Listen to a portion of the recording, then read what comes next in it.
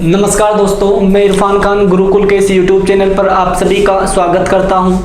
आज हम लोग एक नई डिस्ट्रिक्ट के बारे में कुछ बातें जानते हैं। डिस्ट्रिक्ट का नाम है कैथल, जो करनाल जिले से ही लगी हुई एक डिस्ट्रिक्ट है। इसके बारे में हम लोग संपूर्ण जानकारी जानेंगे कि कैथल से आपके एग्जाम में क्या क्या क्वेश्चन पूछे गए हैं या फिर आने वाले टाइम में क्या क्या क्वेश्चन कैथल जिले से बन सकते हैं, वो सारी बातें हम लोग डिस्कस करने वाले हैं। तो आज मैं जिस डिस्ट्रिक्ट के बारे में आपको पढ़ाने वाला हूँ, डिस्ट्रिक्ट का नाम है कैथल। एग्जाम की दृष्टि से बहुत इंपॉर्टेंट डिस्ट्रिक्ट है, क्योंकि एग्जाम में इससे क्वेश्चन बहुत बार पूछे जाते हैं। अगर मैं कैथल डिस्ट्रिक्ट की बात करूं तो सबसे पहले कैथल से जो क्वेश्चन बनता है वो इसकी स्थापना से बनता है कि कैथल की स्थापना कब हुई थी।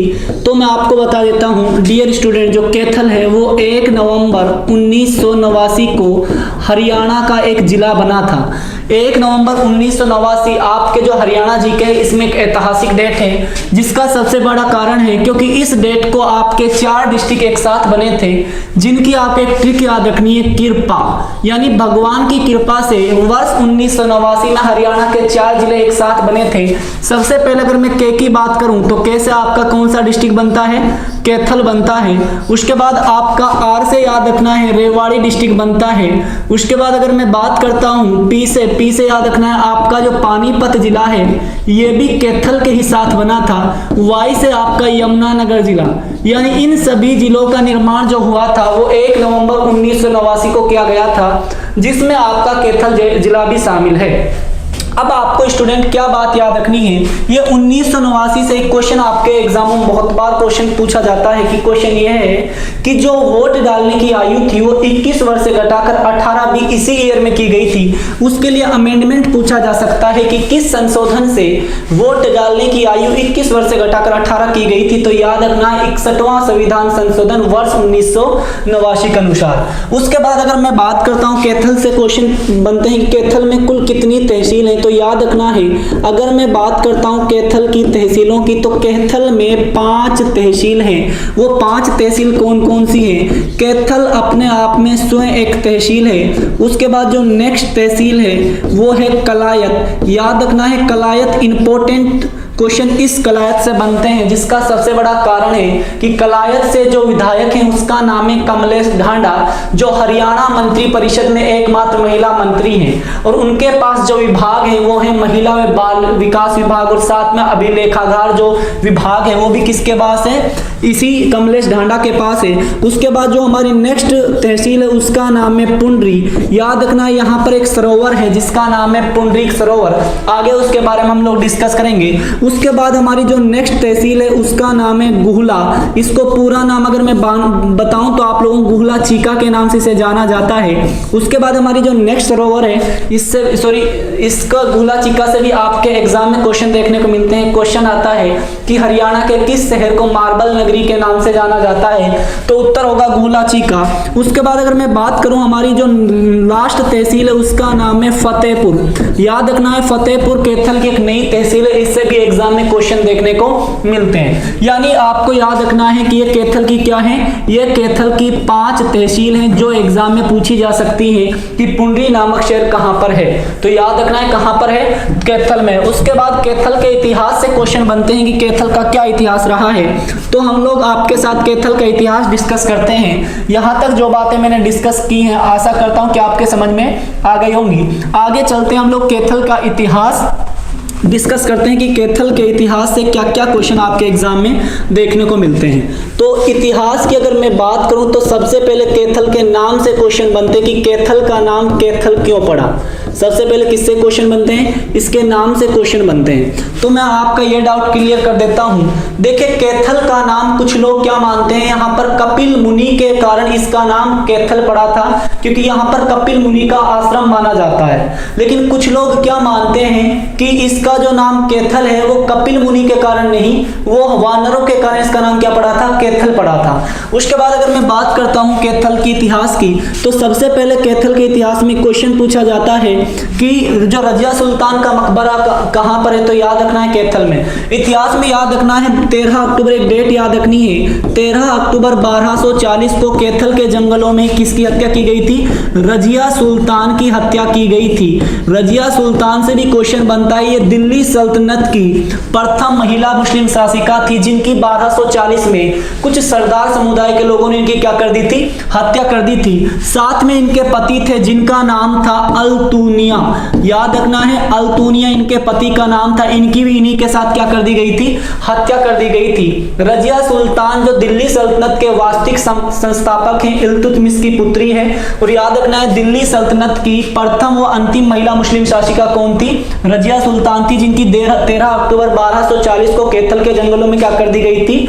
हत्या कर दी गई थी। और याद रखना है रजिया सुल्तान का मकबरा भी कहाँ है? कैथल में। उसके बाद याद रखना है 1843 में यहाँ पर सिख समुदाय का एक व्यक्ति थे जिनका नाम था राजा उदय सिंह। क्या नाम था?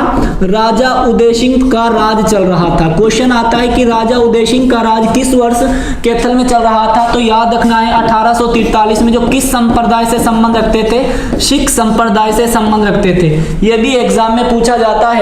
उसके बाद याद रखना है 1845 में ईस्ट इंडिया कंपनी के खिलाफ एक विद्रोह होता है। इस विद्रोह को जो नाम दिया जाता है वो होता है कैथल का विद्रोह। एग्जाम में क्वेश्चन पूछा जाता है कि कैथल का जो विद्रोह है इसका नेतृत्व किसने किया था?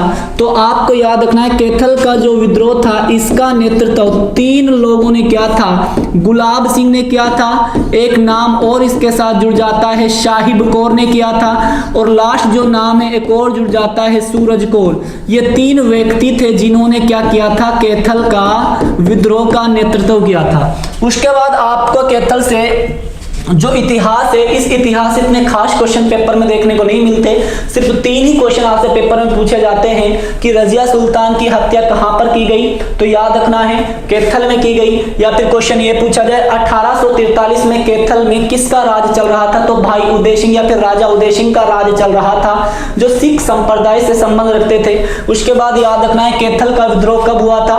1845 में हुआ था। एग्जाम की दृष्टि से बहुत ज्यादा इंपॉर्टेंट है। अब जो लास्ट क्वेश्चन इसके इतिहास से बनता है वो ये बनता है कि 1857 की जो क्रांति थी उसका नेतृत्व कैथल से किसने किया था? तो डियर स्टूडेंट आपको पता होना चाहिए 1857 की क्रांति भी साहिब कौर और सूरज कौर यानी गुलाब सिंह ने क्या किया था? यहाँ का नेतृत्व किया था। तो ये किसका इतिहास है? कैथल का इतिहास है। याद रखना है 13 अक्टूबर 1240 को रजिया सुल्तान की जो हत्या की गई थी वो भी यहीं पर की गई थी। इन दोनों का जो मकबरा है वो भी यहीं पर है। उसके बाद हम आगे चलते हैं कैथल से और क्या क्या क्वेश्चन बनते हैं वो डिस्कस करते हैं। सबसे पहले हम लोग जो यहाँ की फेमस पर्सनैलिटी हैं या फिर मैं प्रसिद्ध व्यक्तित्वों की बात करूं तो उनको डिस्कस करते हैं कि यहाँ के कौन कौन प्रसिद्ध व्यक्तित्व हैं जिनसे एग्जाम में क्वेश्चन बनते हैं। तो नेक्स्ट हमारी जो हेडिंग होगी वो होगी प्रसिद्ध व्यक्तित्व यानी फिर फेमस पर्सनैलिटी। इससे भी क्वेश्चन एग्जाम में पूछे जाते हैं। अगर मैं प्रसिद्ध व्यक्तित्वों की बात करूं तो सबसे पहले यहाँ पर एक नाम आता है ममता सौदा। एग्जाम में पूछा जाता है कि ममता सौदा कहां से संबंध रखती हैं? तो याद रखना है कैथल से संबंध रखती हैं। और ये क्या है? एक पर्वतरोही है। क्या है? पर्वतरोही। अगर पर्वतरोही की बात आई है तो मैं आपको एक बात बता देता हूं। रेवाड़ी से एक नाम आपको याद रखना है। रेवाड़ी से बहुत बार एग्जाम में पूछा जाता है कि उस रेवाड़ी की उस महिला का नाम बताओ जिसने सबसे पहले माउंट एवरेस्ट फतेह हासिल की थी। तो याद रखना उसका नाम है संतोष यादव, जो एग्जाम में बहुत बार पूछा जाता है। उसके बाद अगर मैं दूसरे की बात करूं तो यहाँ से दूसरी जो पर्सनैलिटी है उसका नाम है मनोज कुमार। ये क्या है? एक बॉक्सर है। इससे भी क्वेश्चन पूछा जाता है कि मनोज कुमार जो बॉक्सर है वो कहाँ से संबंध रखते हैं? तो याद रखना है वो भी कैथल से ही संबंध रखते हैं। नेक्स्ट जो हमारी है वो है मधु शर्मा। मधु शर्मा एक क्या है? गायिका है। ये भी कहाँ से संबंध रखती हैं? तो याद रखना ये भी आपके कैथल से ही संबंध रखती हैं। नेक्स्ट जो हमारा है वो है विक्रम पांचाल। ये भी क्या है? एक पर्वतरोही है। ममता सौदा और विक्रम पंचाल दोनों क्या है? पर्वतरोही हैं। दोनों कहां से संबंध रखते हैं? कैथल से ही संबंध रखते हैं। कहने का मतलब आपको ये 4 पर्सनैलिटी कैथल से याद करनी है जो एग्जाम में पूछी जा सकती हैं। सबसे पहले ममता सौदा है, उसके बाद मनोज कुमार, मधु शर्मा और विक्रम पांचाल। ये सब कहां से संबंध रखते हैं? कैथल जिले से संबंध रखते हैं। उसके बाद अगर मैं बात करता हूँ कैथल से जो क्वेश्चन बनते हैं वो बनते हैं पर्यटन स्थल से, कि कैथल में कौन कौन से पर्यटन स्थल है। तो मैं आपके साथ अब पर्यटन स्थल डिस्कस करने वाला हूँ। नेक्स्ट जो हमारा टर्म है वो है पर्यटन स्थल। तो हम लोग क्या डिस्कस करेंगे, पर्यटन स्थल डिस्कस करेंगे वन बाय वन, कौन कौन से पर्यटन स्थल कैथल में। सबसे पहले मैं आपको जो डिस्कस करने वाला हूँ वो है नवग्रह कुंड। नवग्रह कुंड से क्वेश्चन पेपर में पूछे जाते हैं कि हरियाणा में नवग्रह कुंड कहाँ पर है। तो मैं आपको बता देता हूँ डियर स्टूडेंट, नवग्रह कुंड जो है वो कैथल में है और इन कुंडों का निर्माण भगवान श्री कृष्ण ने युधिष्ठिर से करवाया था। इन्हीं कुंडों के कारण जो हरियाणा की छोटी काशी किसे कहा जाता है, कैथल को कहा जाता है। यानी अगर क्वेश्चन पूछा जाए कि हरियाणा की छोटी काशी किसे कहा जाता है तो याद रखना है कैथल को कहा जाता है। लेकिन अगर क्वेश्चन ये आ जाए कि हरियाणा की काशी क्या है तो याद रखना है हरियाणा की काशी भिवानी है। लेकिन अगर क्वेश्चन ये पूछा जाए हरियाणा की छोटी काशी किसे कहा जाता है तो उत्तर क्या होगा, कैथल को कहा जाता है। किसके कारण कहा जाता है तो याद रखना है नवग्रह कुंडों के कारण कहा जाता है। नेक्स्ट जो हमारा पर्यटन स्थल है वो है सरस्वती वन्य जीव अभयारण्य, सरस्वती संरक्षित रिजर्व। इससे भी क्वेश्चन पूछे जाते हैं कि ये कहां पर है। ये क्वेश्चन सबसे ज्यादा बार पूछा जाता है। मैं कारण बता देता हूं क्यों पूछा जाता है, क्योंकि जो सरस्वती संरक्षित रिजर्व है ये केवल कैथल में नहीं है, साथ में याद रखना है कहां पर है, कुरुक्षेत्र जिले में भी है। यानी जो सरस्वती संरक्षित रिजर्व है कैथल और कुरुक्षेत्र दोनों जिलों में है। उसके बाद क्वेश्चन पूछा जाता है कि इसकी स्थापना किस वर्ष हुई थी। तो याद रखना है इसकी स्थापना 1988 को हुई थी। और याद रखना है इस सरस्वती जो संरक्षित रिजर्व है इसको हम लोग एक नाम से जानते हैं, नाम क्या है, सोनसर जंगल। अगर क्वेश्चन ये आए कि सरस्वती जो संरक्षित रिजर्व किस अन्य नाम से जाना जाता है तो याद रखना है सोनसर जंगल के नाम से इसे जाना जाता है। और ये हरियाणा का तीसरा सबसे बड़ा जंगल है। यानी अगर क्वेश्चन आ जाए हरियाणा का तीसरा सबसे बड़ा वन क्षेत्र या फिर जंगल क्या है तो भी याद रखना है सरस्वती संरक्षित रिजर्व है, जो कहां पर है, मुख्यतः कैथल और कुरुक्षेत्र। यानी ना तो हम लोग पर्टिकुलर इसका उत्तर कैथल दे सकते हैं ना ही हम इसका उत्तर कुरुक्षेत्र दे सकते हैं, क्योंकि ये जो संरक्षित रिजर्व कहां पर है याद रखना है दोनों जिलों में। और एक बात मैं आपको बता देता हूं डियर स्टूडेंट, हरियाणा में दो संरक्षित रिजर्व हैं, एक तो सरस्वती संरक्षित रिजर्व, दूसरा है बीरबारा संरक्षित रिजर्व। वो भी एग्जाम की दृष्टि से इंपॉर्टेंट है। अगर क्वेश्चन ये आ जाए कि बीरबारा संरक्षित रिजर्व कहां है तो याद रखना है हमारा जो उत्तर होगा वो क्या होगा, जींद उत्तर होगा। उसके बाद मैं नेक्स्ट अपने पर्यटन स्थल पे चलता हूं कि नेक्स्ट हरियाणा का कौन सा पर्यटन स्थल है जो एग्जाम की दृष्टि से बहुत ही ज्यादा इंपॉर्टेंट माना जाता है। नेक्स्ट जो हमारा पर्यटन स्थल है वो है डियर स्टूडेंट पुंडरीक सरोवर। इससे क्वेश्चन बहुत बार पेपर में पूछा जाता है। काफी स्टूडेंट इसका उत्तर कुरुक्षेत्र लगाते हैं। याद रखना है पुंडरीक सरोवर कुरुक्षेत्र में नहीं कैथल में है। और एक इंपॉर्टेंट बात आपको क्या याद रखनी है, इसके बारे में एक मान्यता है या फिर इसके बारे में एक बात बताई जाती है कि इस सरोवर का जो पानी है सतयुग से आज तक भी नहीं सूखा। यानी किस सरोवर का पानी सतयुग से आज तक भी नहीं सूखा तो उसका नाम क्या है, पुंडरीक सरोवर, जो एग्जाम की दृष्टि से बहुत ज्यादा इंपॉर्टेंट है। उसके बाद अगर मैं नेक्स्ट पर्यटन स्थल की बात करूं तो क्वेश्चन आता है शेख तैयब का मकबरा कहां है। अगर क्वेश्चन ये आ जाए शेख तैयब का मकबरा कहां है तो याद रखना है तो वो भी कहां पर है, अपने कैथल में है। उसके बाद नेक्स्ट एक क्वेश्चन और पूछा जाता है लव कुश तीर्थ कहां पर है। लव कुश तीर्थ भी हमारा कैथल में है। उसके बाद एक और क्वेश्चन पूछा जाता है बाबा टहल दास का धाम कहाँ है। बाबा टहल दास का धाम कहाँ है तो याद रखना ये भी कहाँ पर है, कैथल जिले में है। यानी ये सारे पर्यटन स्थल आपको याद रखने जो कैथल से बहुत ही ज्यादा इंपॉर्टेंट माने जाते हैं। उसके बाद यहाँ पर बहुत सारे मंदिर हैं, गुरुद्वारे हैं, क्योंकि आपको पता है हरियाणा में जो सबसे अधिक गुरुद्वारे हैं वो अंबाला में है, लेकिन गुरुद्वारा को जो शहर कहा जाता है किसको कहा जाता है, कैथल को कहा जाता है। तो आगे चलते हैं, यहाँ कौन कौन से मंदिर, उन मंदिर के बारे में हम लोग डिस्कस करते हैं जो एग्जाम की दृष्टि से बहुत ही ज्यादा इंपॉर्टेंट है। तो हमारा जो नेक्स्ट टर्म है डियर स्टूडेंट वो है मंदिर, कि मंदिर से क्या क्या क्वेश्चन यहाँ से आपके एग्जाम में मिल सकते हैं। तो सबसे पहले अगर मैं बात करता हूँ मंदिर की, तो पहला जो मंदिर है वो है 11 रुद्री शिव मंदिर। अगर क्वेश्चन पूछा जाए कि 11 रुद्री शिव मंदिर कहाँ है, तो याद रखना है 11 रुद्री शिव मंदिर भी आपका कैथल में है। नेक्स्ट क्वेश्चन आपसे पूछा जाता है कि नेक्स्ट क्वेश्चन आपसे पूछा जाएगा कि ईंटों वाला मंदिर कहाँ है। अगर क्वेश्चन ये आ जाए ईंटों वाला मंदिर कहाँ है, तो भी उत्तर हमारा क्या होगा, याद रखना है कैथल होगा। नेक्स्ट जो हमारा मंदिर है, अगर क्वेश्चन पूछा जाए कि गीता मंदिर कहाँ है, इसके बारे में आपको एक बात याद रखनी है। अगर गीता मंदिर आपसे पूछा जाए कहाँ पर है और ऑप्शन में कुरुक्षेत्र मिला हुआ है, तो याद रखना है गीता मंदिर कुरुक्षेत्र भी है, साथ में कैथल में भी है। पहली प्रायोरिटी आपको किसको होगी, कुरुक्षेत्र को होगी। उसके बाद नेक्स्ट अगर मैं बात करूं तो एक क्वेश्चन और पूछा जाता है, प्राचीन शिव पार्वती का मंदिर कहाँ है। प्राचीन शिव पार्वती का मंदिर कहाँ पर है, तो याद रखना ये भी अपना कैथल जिले में है। उसके बाद अगर मैं नेक्स्ट की बात करूं तो एक क्वेश्चन और पूछा जाता है कि हनुमान मंदिर कहाँ है। हनुमान मंदिर कहाँ है, तो मैं आपको एक बात बता देता हूं डियर स्टूडेंट, हनुमान जो मंदिर है वो हरियाणा के प्रत्येक जिले में मिल जाता है। लेकिन अगर क्वेश्चन ये पूछा जाए प्राचीन हनुमान मंदिर कहाँ है, तो उत्तर होगा रेवाड़ी। लेकिन हनुमान मंदिर आपको कहाँ पर भी मिलेगा, कैथल में मिलेगा, क्योंकि आपको पता है कि भगवान जो अपने हनुमान है उनका जन्म कैथल में ही बताया जाता है, क्योंकि उनकी जो माँ है अंजलि का टीला भी कहाँ पर है, कैथल में ही है। तो याद रखना है भगवान हनुमान मंदिर अगर आपसे पूछा जाए तो भी उत्तर हमारा क्या होगा, कैथल होगा।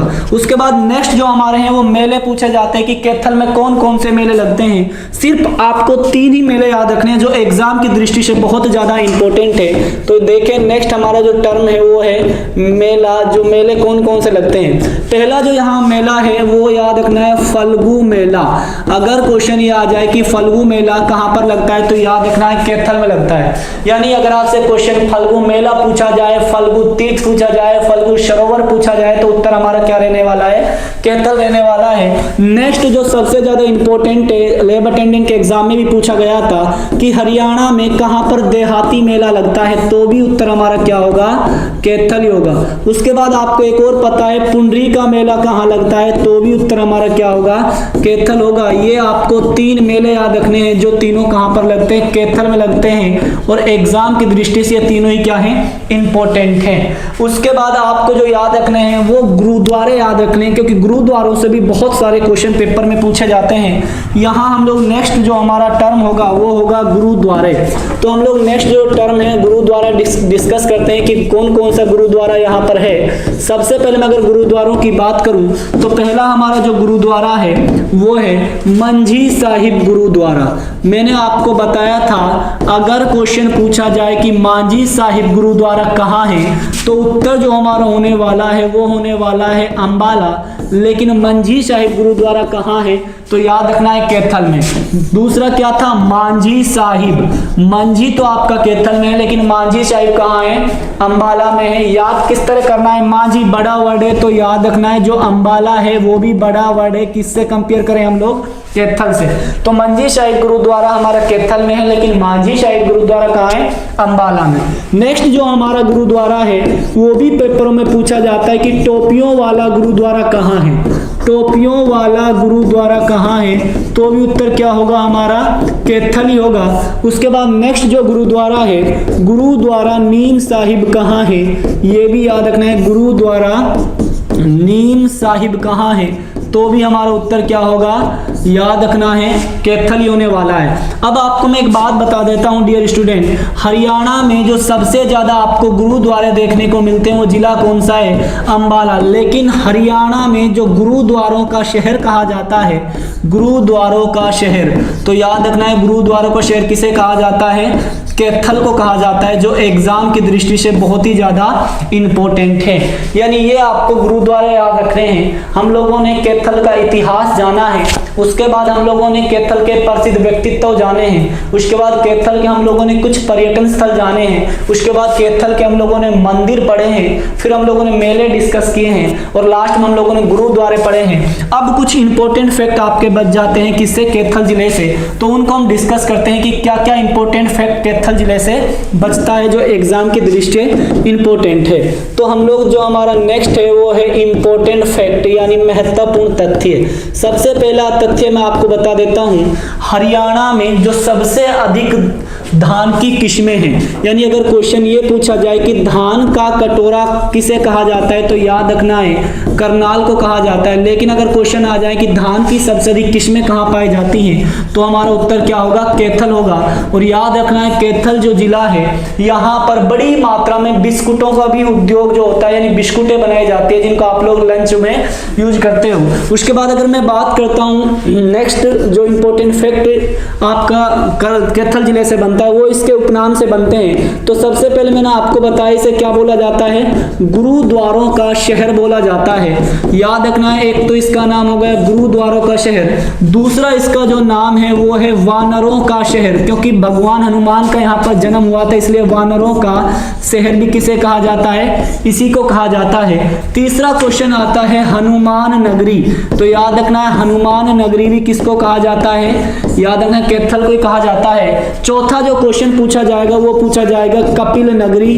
अगर क्वेश्चन ये आ जाए कि कपिल नगरी किसे कहा जाता है तो भी उत्तर कैथल होगा, क्योंकि कपिल ऋषि के नाम पर इनका नाम क्या पड़ा था, कैथल पड़ा था। ये भी आपको याद रख सकते हैं कि कपिल नगरी किसे कहा जाता है, कैथल को कहा जाता है। उसके बाद अगर मैं नेक्स्ट कैथल की बात करूं, याद रखना है हरियाणा में जो 8% की अगर मैं बात करूं, हरियाणा में जो कुल जिला परिषद है वो याद रखनी है, हरियाणा में कुल जिला परिषद।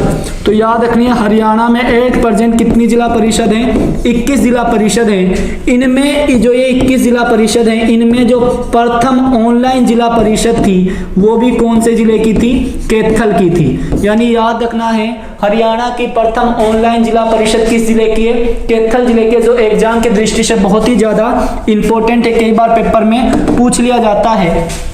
आगे चलते हैं कि कैथल से और क्या क्या क्वेश्चन बनते हैं। तो याद रखना है जो कैथल जिला है इससे 2 नदी बहती है। पहली नदी सरस्वती नदी, अगर क्वेश्चन ये आता है कि कैथल जिले से कौन कौन सी नदी होकर गुजरती है तो याद रखना है सरस्वती नदी और घग्गर नदी कैथल से होकर गुजरती है, जो एग्जाम में बहुत बार पूछा जाता है। उसके बाद अगर क्वेश्चन पूछा जाए कि कैथल का निर्माण किस किस जिले में से किया गया तो याद रखना है कैथल का जो निर्माण है वो करनाल और कुरुक्षेत्र में से किया गया था। ये एग्जाम में पूछा जा सकता है कि जो अपना कैथल जिला है किस किस जिले में से बना है तो याद रखना है करनाल और कुरुक्षेत्र में से बना है। उसके बाद अगर आपसे क्वेश्चन पूछा जाए कि कैथल किस मंडल के अधीन आता है तो याद रखना है कैथल जो जिला है किस मंडल के अधीन आता है, करनाल मंडल के अधीन आता है, जो एग्जाम में पूछा जा सकता है। उसके बाद आपको याद रखना है कैथल का एक गांव है, गांव का नाम है क्योढक, जो एग्जाम की दृष्टि से बहुत ही ज्यादा इंपॉर्टेंट है। इस क्योढक गांव को जो हमारे मुख्यमंत्री मनोहर लाल खट्टर उसने क्या ले रखा है, गोद ले रखा है। मैं आपको बता देता हूं स्टूडेंट, हरियाणा के 37 गांव ऐसे हैं जो विधायकों ने गोद ले रखे हैं और ये 37 के आंकड़े से हरियाणा में 2 से 3 क्वेश्चन बनते हैं। एक तो याद रखना हरियाणा के 37 गांवों को विधायकों ने गोद ले रखा है। साथ में याद रखना है अभी तक जो हरियाणा राज्य है इसमें 37 अभिलेखों की क्या हो चुकी है, प्राप्ति हो चुकी है। यानी 37 ही अभिलेख हरियाणा में अभी तक प्राप्त हुए हैं और 37 ही गांव हरियाणा के विधायकों ने गोद ले रखे हैं। 37 के 37 तो आपको याद नहीं करना, सिर्फ एक ही गांव याद रखना है जो कैथल का क्योढक गांव है, इसे किसने गोद ले रखा है, मनोहर लाल खट्टर ने गोद ले रखा है, जो एग्जाम की दृष्टि से बहुत ही ज्यादा इंपॉर्टेंट है या फिर पूछा जा सकता है। उसके बाद हम आगे चलते हैं और कैथल से क्या क्या क्वेश्चन बनते हैं वो डिस्कस करते हैं। तो कैथल से आपको एक क्वेश्चन और याद रखना है जो एग्जाम की दृष्टि से बहुत ज्यादा इंपॉर्टेंट है। कैथल की एक जगह पड़ती है गुहला चीका।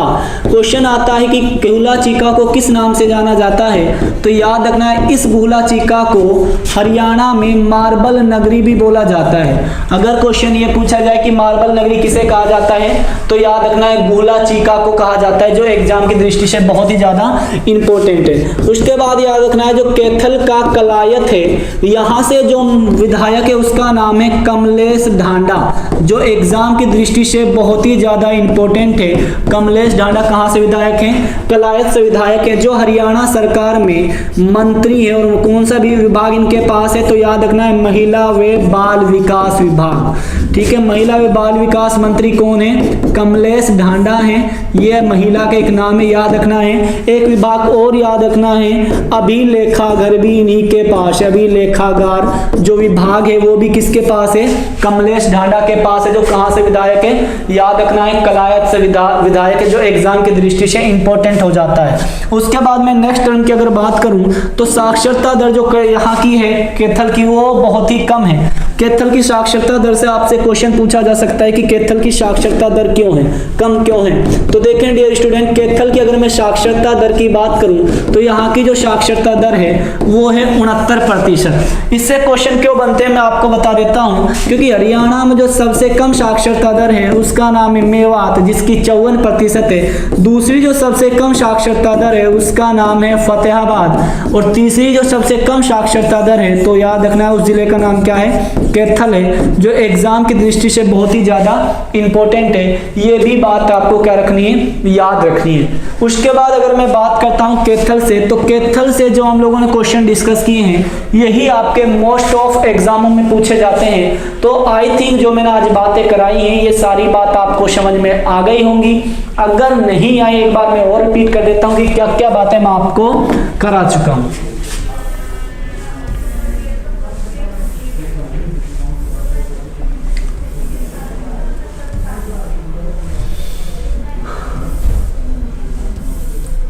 देखें, सबसे पहले मैंने बताया था कैथल की स्थापना 1 नवंबर 1989 को हुई थी। याद रखना है 1989 में भगवान की कृपा हुई थी, जिससे हमारे 4 डिस्ट्रिक्ट बने थे, कैथल, रेवाड़ी, पानीपत और यमुनानगर। उसके बाद मैंने बताया था कैथल में 5 तहसीलें, कैथल, कलायत, पुंडी, गुलाचिका और हमारी फतेहपुर जो कैथल की एक नई तहसील है। याद रखना है इतिहास की बात करूं तो इतिहास में आपको 2 से 3 डेटें याद रखनी है। 1240 को रजिया सुल्तान की हत्या यहीं पर की गई थी, मकबरा भी यहीं पर है। 1843 में राजा उदय सिंह का यहाँ पर राज चल रहा था, जो सिख संप्रदाय से संबंध रखते थे। 1845 में कैथल का विद्रोह हुआ है। क्रांति का नेतृत्व किसने किया है? उसके बाद यहाँ से फेमस पर्सनैलिटी हम लोगों ने डिस्कस की है, ममता सोदा, मनोज कुमार, मधु शर्मा भी यहीं से संबंध रखती हैं। उसके बाद कुछ पर्यटन स्थल डिस्कस किए, नवग्रह कुंड, संरक्षित रिजर्व जो हमारा है सरस्वती, पुंडरीक सरोवर, शेख तैयब का मकबरा, लवकुश तीर्थ, बाबा टहलदास का धाम, ये भी कहाँ पर है? कैथल में है। उसके बाद याद रखना है यहाँ के कुछ मंदिर हैं जो मैंने आपके साथ डिस्कस किए हैं। 3 यहाँ पर मेले लगते हैं, यहाँ पर 3 ही आपको गुरुद्वारे याद रखने हैं। साथ में गुरुद्वारों का जो शहर है वो भी कैथल को कहा जाता है। इंपॉर्टेंट फैक्ट मैंने डिस्कस किए थे, धान की सबसे अधिक किस्में कैथल में है। गुरुद्वारों का शहर, वानरों का शहर, हनुमान नगरी या कपिल मुनि नगरी भी किसको बोलते हैं हम लोग? कैथल को बोलते हैं। हरियाणा में कुल मिला के 21 जिला परिषद है, और हरियाणा की जो कैथल जिला परिषद है वो प्रथम ऑनलाइन जिला परिषद है। उसके बाद मैंने आपको बताया था करनाल मंडल के अधीन आती है। याद रखना है कैथल को जो क्योडक गांव है मनोहर लाल खट्टर ने गोद ले रखा है। कलायत से कमलेश ढांडा क्या है? विधायक है। ये सारी बातें मैंने आपके साथ स्टूडेंट डिस्कस की हैं। आशा करता हूं कि जो भी मैंने बातें आपको बताई हैं ये बातें आपको अच्छी तरीके से समझ में आ गई होंगी। आज के लिए इतना ही है, मिलते हैं हम लोग एक नेक्स्ट क्लास में एक नेक्स्ट डिस्ट्रिक्ट के साथ। आज के लिए इतना ही, थैंक यू।